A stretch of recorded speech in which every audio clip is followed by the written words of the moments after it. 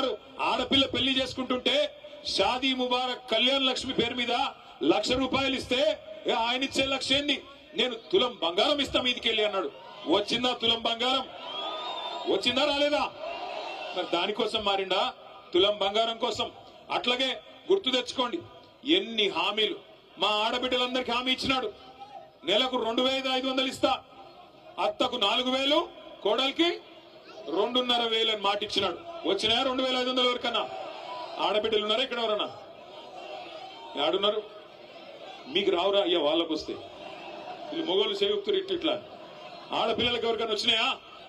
ఎవరికి రాలే. రాష్ట్రంలో 1,67,00,000 మంది ఆడబిడ్డలు కళ్ళల్లో ఒత్తులేసుకొని చూస్తున్నారు. ఎప్పుడు ఇస్తాడు రేవంత్ రెడ్డి కాంగ్రెస్ ప్రభుత్వం? రాహుల్ గాంధీ వచ్చి పెద్ద పెద్ద మాటలు చెప్పిపోయాయని 2 లక్షలు రుణమాఫీ చేస్తా అన్నాడు. 2 లక్షలు అయిందా? రుణమాఫీ అయిందా కాలేదా? గట్టిగా చెప్పాలి, వినబడతలేదు. అయిందా కాలేదా? మరి అందుకు పోయిందా? ఎందుకు పోయిండు మీ ఎమ్మెల్యే కాంగ్రెస్ పార్టీలకి? ఇంకా సిగ్గులేని విషయం ఏంటంటే, ఇంకా సిగ్గులేని విషయం, పోయిండు కాంగ్రెస్ లకి. ఇవాళ ఎవరో పోయి మన టీవీ వాళ్ళు అడిగినారు, అయ్యా నువ్వు ఏ పార్టీలో ఉన్నావని. ఏం చెప్పాలా పాపం? బీఆర్ఎస్ పార్టీలో ఉన్నా అని చెప్తున్నాడు. మరి బీఆర్ఎస్ పార్టీలో ఉంటే బీఆర్ఎస్ మీటింగ్ ఇక్కడైతుంటే ఎమ్మెల్యే ఎక్కడున్నాడు? రేవంత్ రెడ్డి సంకలో ఉన్నాడు. ఆయనంట మీరందరూ అమాయకులంట, గద్వాల తాలూకాలో మీకు ఎవరికేం రాజకీయం తెలియదంట, ఆయన ఒక్కడికే తెలుసంట. ఆడబోయి రేవంత్ రెడ్డి సంకలో కూర్చొని నేను బీఆర్ఎస్ పార్టీలోనే ఉన్నా అని సన్నాయి నొక్కులు నొక్కుతున్నాడు. నమ్ముదామా? ఆయనకు సిగ్గు లేకపోవచ్చు, మనకన్నా ఉండాలనా లేదా? బరాబర్ ఉండాలి. ఒక్కటి చెప్తా ఉన్నా, యాద పెట్టుకోండి.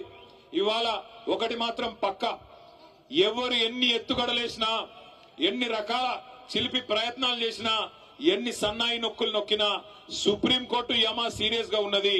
ఈ 10 మంది ఖచ్చితంగా రాజీనామా చేయక తప్పదు, ఉప ఎన్నికలు రాక తప్పదు.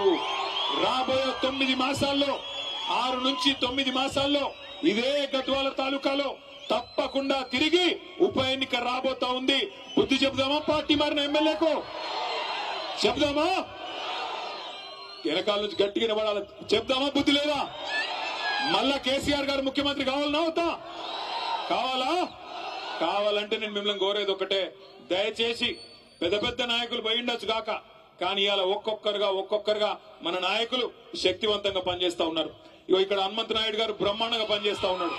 ఇలా కేశవన్న పనిచేస్తున్నాడు, తమ్ముడు విజయ్ పనిచేస్తున్నాడు. అట్లాగే మనోళ్ళందరూ కూడా కూడగట్టుకొని, శక్తి కూడా కట్టుకొని ఇప్పుడు వెంకటేశ్వర రెడ్డి గారు జాయిన్ అయినారు.